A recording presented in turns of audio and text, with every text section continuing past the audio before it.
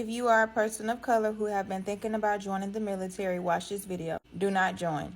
Let's talk about officers for a second. Officers are not police officers. They are only called officers because they work in the office. So instead of them doing physical things, they just push paper instead. So they write things and be on their computer all day. That's an officer. That does not exclude you from any of the treatment. However, it just puts you in more of an isolation with a calmer setting. So the setting is more calm. It's not as filled with people who are more hostile, and it's not as many people around you. You also don't be at work as much as other people. However, your training is longer than people who are just regularly enlisted.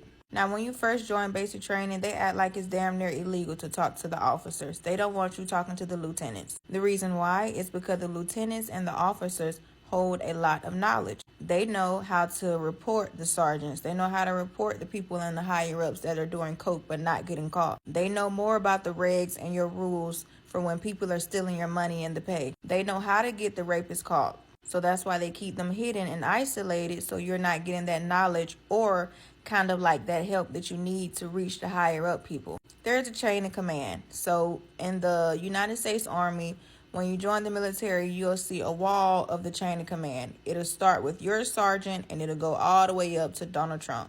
So it goes all the way up to the president.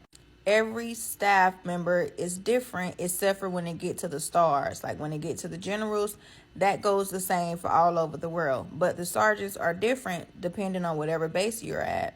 However, when I was going to report people, this is how I found out that the White House was not even real. When I was going to report people, I made it to the 2nd-star general. So that was 2 people away from Donald Trump. So the next person that's in line for me to talk to about this racism and all the bad shit that they're doing is Donald Trump. So I ended up calling the White House and I got no answer. I called the White House several times. I left several voicemails, left emails, nothing. So when I end up talking to the 2-star, he ends up confessing to me that the White House is not even real. It's for play. It's for show. It's for the government. It's a cover-up. It's a cloak.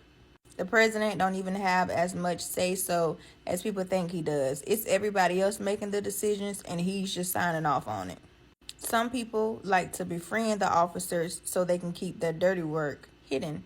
Officers also barely get tested for drugs.